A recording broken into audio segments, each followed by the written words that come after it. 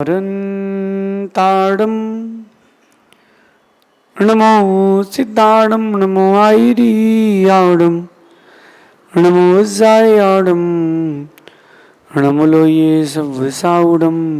पंच परमेष्ठी भगवंतों की गणाचार्य भगवान विराग सागर जी महामंडराज की, पट्टाचार्य भगवान गुरुवर विशुद्ध सागर जी महाराज की।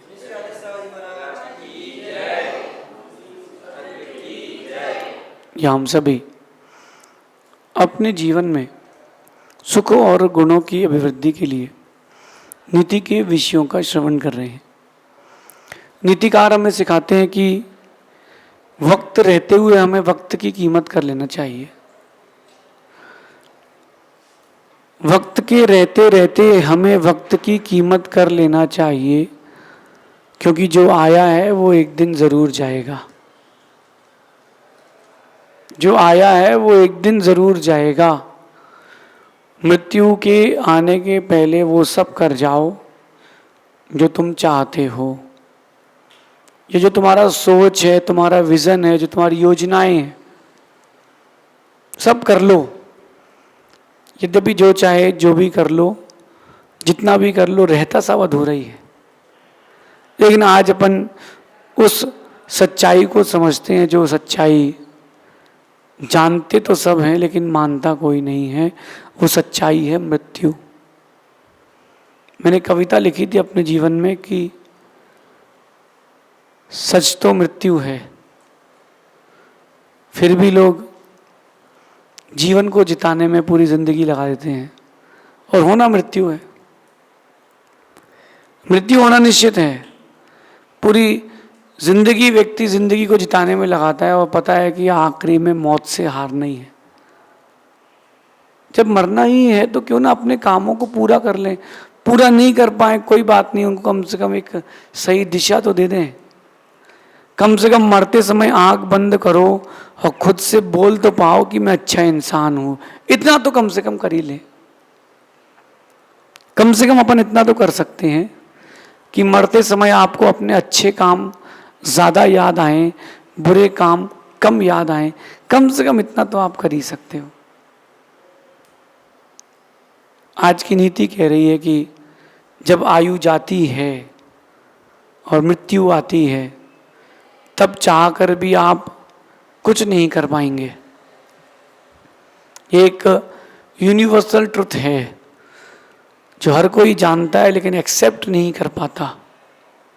हर कोई जानता है कि मैं आया है, मैं जाऊंगा, मैं आया हूं, मैं जाऊंगा। फिर भी मुझे कई बार लगता है कि जो सुविधाएं आजकल विज्ञान की आ गई हैं वो प्रॉफिटेबल ज़्यादा नहीं है, वो हानि ज़्यादा पहुंचाती, नुकसान ज़्यादा कर देती है। पहले के व्यक्ति को कैंसर होता था, झटके में चला गया, खत्म, इजी, लाइफ खत्म हो गई। अब आज के में क्या होता है, बोले इतना हिस्सा काटो, कीमो करवाओ, मतलब उसको जीते जी नरक की दृश्य, नरक की वेदनाओं का दृश्य दिखा देते हैं। फिर मरते समय वेंटिलेटर लगाओ, पता है कि बचने वाला नहीं है, फिर भी दुनिया भर के खटकर्म। और आजकल डॉक्टर जो भगवान का रूप ले चुके थे वो बदल चुके हैं, वो बदल चुके हैं। मैं ये नहीं कह रहा कि प्रोफेशन खराब है या डॉक्टर खराब है। आज भी बहुत सारे डॉक्टर ऐसे हैं जो निःशुल्क सेवाएं दे रहे हैं, लेकिन बहुत सारे ऐसे भी हैं जो इतना शुल्क ले लेते हैं कि व्यक्ति जीते जी मर जाए। ये जांच, फिर वो जांच, फिर वो जांच, फिर वो जांच। जब मृत्यु आना ही है तो क्यों अपन तड़प तड़प के जाए। मैं ये नहीं कह रहा कि इलाज ही नहीं कराना, इलाज करवाना चाहिए। समंतभद्र स्वामी कहते हैं नी प्रतिकारे, जब तक हो सके प्रतिकार करना चाहिए, औषधि आदि लेना चाहिए। लेकिन जब पता है कि अब कुछ नहीं हो सकता तो छोड़ो शरीर को, धर्म आए तनु विमोचन। शरीर को धर्म के लिए छोड़ दो। अंतिम समय होता है, लोग बोलते गुरुजी हमारे पिताजी को आशीर्वाद दे दीजिए, हमारे फलाने रिश्तेदार को आशीर्वाद दे दीजिए। यहाँ से 200 मीटर ही तो घर है। पूरी जिंदगी तुमने निकाल दी जिंदगी को बचाने में, अब मृत्यु के समय तुम सच के पक्ष में आ रहे हो। अब मृत्यु सामने आई तब तुम सच समझने के लिए मेरे पास आ रहे हो। भगवान कहते हैं, अगर बोलते तो कह देते कि जब आम सुंदर था, चमक रहा था, मीठा था, सुगंध दे रहा था, तब तो तुमने प्रभु के चरणों में चढ़ाया नहीं, तब तो तुम अपने घर की अलमारी में, फ्रिज में रखे रहे। और आज वो आम पिलपिला हो गया, सड़ रहा है, तो क्या करें? बोले प्रभु को चढ़ा दो, प्रभु को अर्पित कर दो। मृत्यु आएगी, मृत्यु एक अटल अटल सत्य है, आप उसको टाल नहीं सकते हो। न किसी की ताकत है, न थी, न होगी। भगवान बन चुके महावीर स्वामी का भी मरण हुआ है, उनका पंडित पंडित मरण हुआ है। श्री राम हो, भगवान परशुनाथ हो, ऋषभ देव हो, निर्वाण भी गए हो तो निर्वाण को भी पंडित पंडित मरण की संज्ञा दी गई है। इस बात को समझें और समझें। जब आयु जाती है और मृत्यु आती है, आप कुछ नहीं कर पाएंगे। एक मिनट के लिए आप सोचिए कि डॉक्टर ने कह दिया कि सॉरी, अब इनकी अंतिम सांसें चल रही है, 20 मिनट बचे हैं, दैट्स ऑल। 20 मिनट 25 मिनट में जीव चला जाएगा। वो चेतना में है, वो सुन रहा है, वो जागृत है। अब वो कह रहा है, डॉक्टर साहब कोई ऐसी दवाई या कुछ बता दो कि सुबह तक बच जाऊं, मेरी बेटी आ जाए। आ जाएगी, बचा पाएगा। अब मैं जो मर रहा है उसकी तरफ आपको लेके जाता हूं। अभी उसके पास क्या है? घर है, पैसा है, बंगला है, बीवी बच्चे हैं, रिश्तेदार है, क्या है? बैंक बैलेंस है, म्यूचुअल फंड्स है, शेयर्स हैं, सोना चांदी, क्या है उसके पास? अब उसके पास कुछ नहीं बचा, अब उसको सिर्फ मृत्यु दिख रही है। एक बच्चा मेरे पास आया था, उसको एक बीमारी थी, उसका खून पानी बन जाता था। बीमारी आती है, उसका खून पानी हो जाता था और उसको ब्लड चढ़ता था। बोले गुरुजी बहुत तकलीफ होती, बहुत वेदना होती है गुरुजी, हीमोग्लोबिन कभी 2 आ जाता है, कभी 3 आ जाता है। मैंने कहा तुम क्या चाहते हो? बोले इस वेदना का प्रतिकार हो जाए। मैंने कहा तुमको पता है कि तुम मरोगे कि जियोगे? बात समझना। मैंने उससे क्या पूछा? बोले मरना तो सबको ही। समझदार था बच्चा, 28, 25, 27 साल की उम्र थी उसकी। मैंने पूछा कि तुम बताओ कि तुम मरोगे कि नहीं? बोले मैं मरूंगा। अच्छा, मैंने कहा ये बताओ कि तुम्हारे पापा मरेंगे कि नहीं? पापा की मृत्यु होगी कि नहीं? बोले होगी। मैंने कहा मम्मी की? बोले हाँ। दादाजी कहाँ हैं? बोले चले गए। मैंने कहा मृत्यु तो सबकी होनी है, कोई 60 में जा रहा है, कोई 70 में जा रहा है, और तुम 25-30 में जाओगे, जाना तो है ही ना? बोले हाँ जाना तो है ही।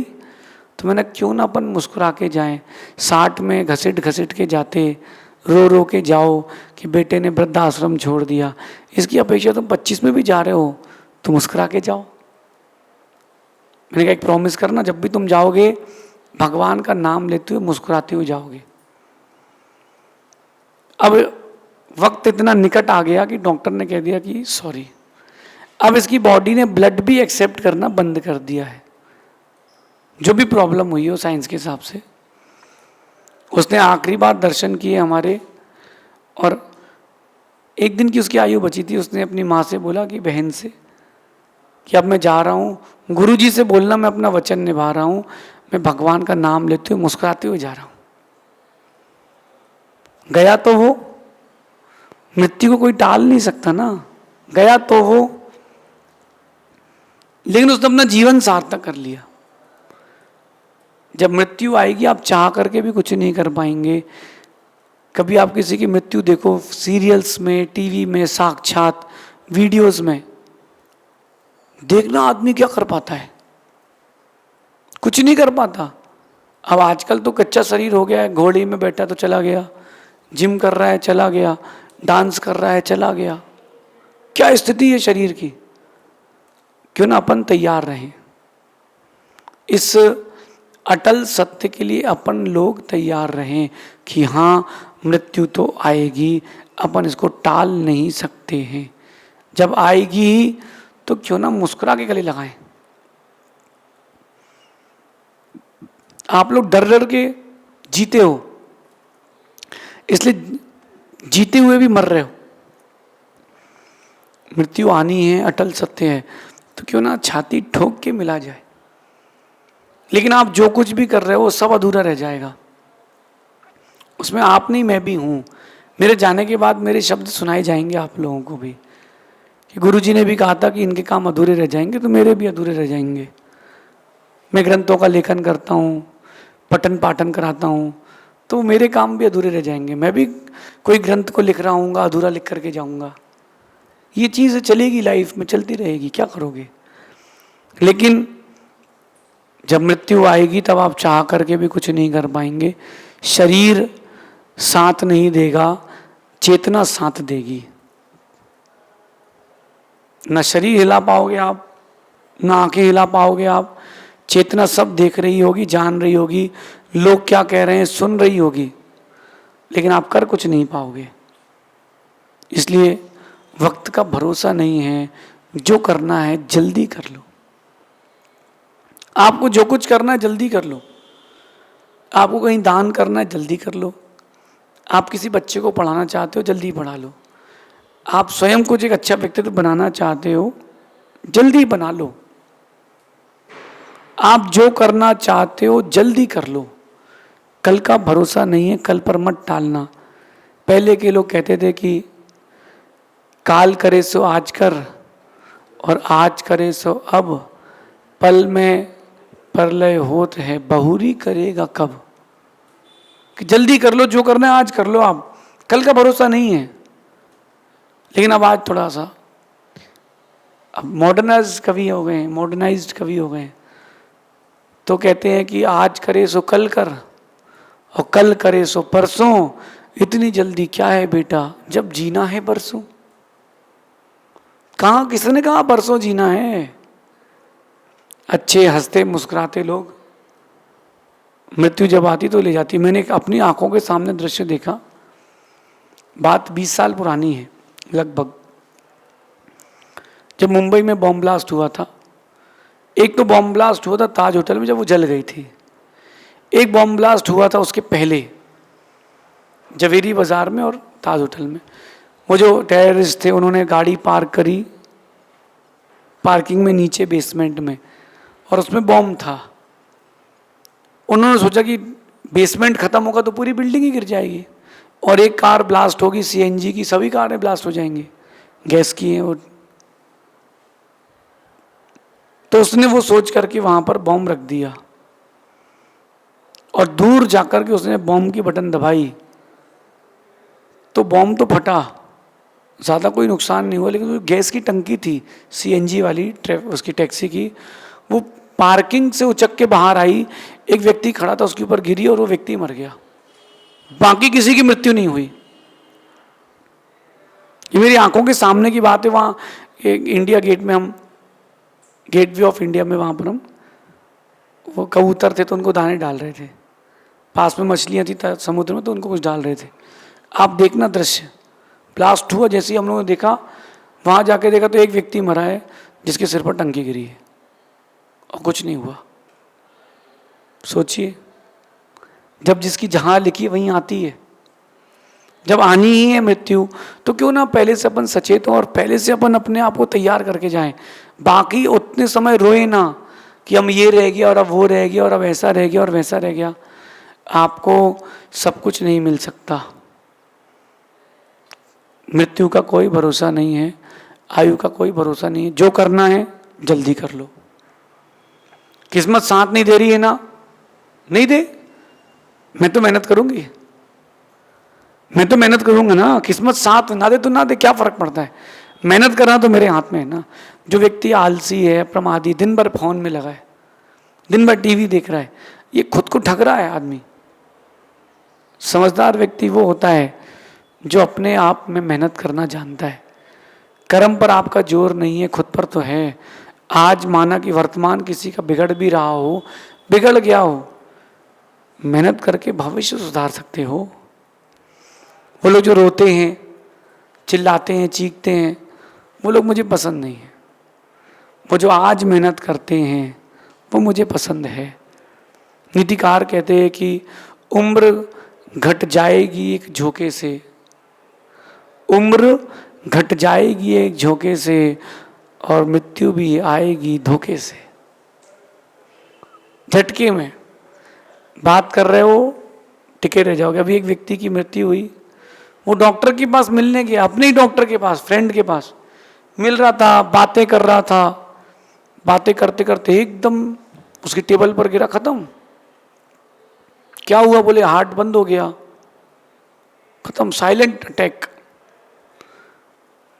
तो क्या पता किसके साथ कैसे मृत्यु आने वाली है। अपन तैयार हो जाएं।